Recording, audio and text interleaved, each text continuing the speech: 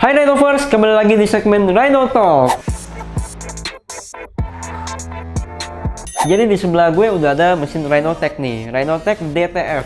Dan kali ini pembahasannya kita bakalan bahas mengenai masalah-masalah umum atau common issues yang mungkin sering terjadi di mesin DTF, tapi masih bisa kita tangani sendiri tanpa perlu bantuan teknisi nih. Kan biasanya mungkin masalah dari mesinnya kayak mesinnya mati nih, atau mesinnya pelit, atau kenapa, begini.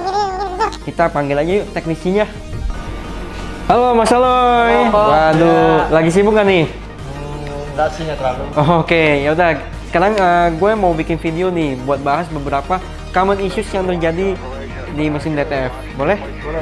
Oke, jadi gue udah kumpulin nih ya beberapa pertanyaan dan gue sudah ringkas nih dalam beberapa list. Yang diantaranya masalah umumnya tuh diantaranya pertama, printnya suka error nih. Nah itu kenapa tuh? Print suka error, kendala sih, bisa dicek dari komputer biasanya. Komputernya gimana? Pertama dicek tuh biasanya X marginnya udah sesuai belum. Misalkan dia terlalu lebar dari media, dia nggak bakal bisa upload. Oh, oke. Berarti memang disambungin di komputer, dicek dulu ya di komputernya ya. Sama yang kedua biasanya printnya bergaris nih. Nah itu kenapa tuh? Biasa kalau print suka gambarnya agak jelek tuh kan ada garisnya gitu. Itu kenapa? Biasa kan operator ngeprint aja nih, ngeprint terus Iya. tanpa ngelihat hasilnya nih, tahu-tahu ada garis. Nah iya itu dia nih. Gimana Biasanya tuh? kita harus cek nozzle dulu. Cek nozzle. Apaan Iya. tuh maksudnya tuh Mas? Cek nozzle. Nozzle tuh posisi lubang-lubang di printhead itu nggak ada yang tutup, rapet lah jadinya. Misalkan dia ada yang bolong atau apa, hasilnya nanti jadi bergaris. Oh, nah itu cara buat cek nozzle-nya gimana tuh Mas?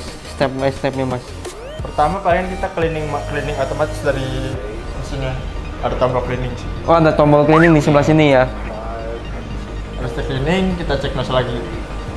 Sampai dia kira-kira bagus sih, kurang lebih kayak gini. Oh sampai warnanya rapet baru. Kalau dia bolong-bolong, nozzle-nya pasti hasil di printnya bergaris. Oke, berikutnya nih masalah ketiga. Biasanya tuh putihnya keluar di gambar atau nggak pas sama gambar. Nah itu kenapa tuh Mas? Itu juga banyak faktor sih.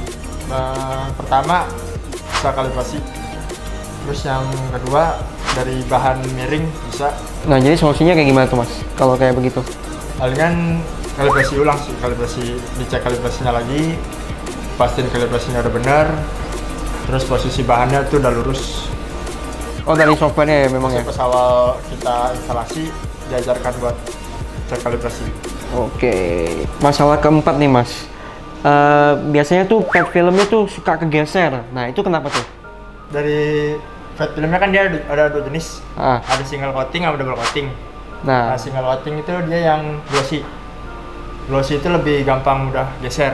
oh glossy itu dia lebih kayak mengkilap gitu ya? Iya. Dia. Oh, Kalau yang kedua itu yang double coating, dia lebih doff. Dia lebih tintanya lebih nempel lah ke bahan. oh makanya kalau yang pad film yang single itu dia glossy lebih licin gitu ya berarti ya jatuhnya. Agak lebih mudah geser. Oke, berarti solusinya mungkin ganti ke yang double coating begitu. Nah, yang terakhir nih, yang biasanya mungkin orang-orang suka ngira ini kerusakan fatal tapi ternyata enggak. Itu printernya jalannya ngadek tuh. Nah, itu kenapa tuh? Kalau kayak begitu. Printer kan harusnya kan jalannya continuous ya. Iya kan sasut-sasut gitu kan. Ini jalannya kadang set. Jadi Nah itu dia. Kenapa tuh? itu biasa dari kabel atau komputer. Kabelannya bisa dicek dulu itu masih bagus atau putus. Kalau yang cek kabel itu bisa lewat mana tuh Mas? Mungkin bisa ditunjukin spotnya di mana? Kabelan ini sih kabelan yang terhubung ke komputer dari mesin ke komputer. Oh, kabel penghubung ini ya kayak ini ya. Bisa dia kalau ada putus atau apa dia bakal proses ngeprintnya seperti itu. Sama yang kedua tadi kata Mas dari softwarenya ya? Komputer, suara komputernya under spec. Oh, speknya. Speknya minim, jadi agak dibilang lemot lah. Oh, emang kalau secara sistem requirement tuh harus berapa sih speknya gitu? Minimal gitu.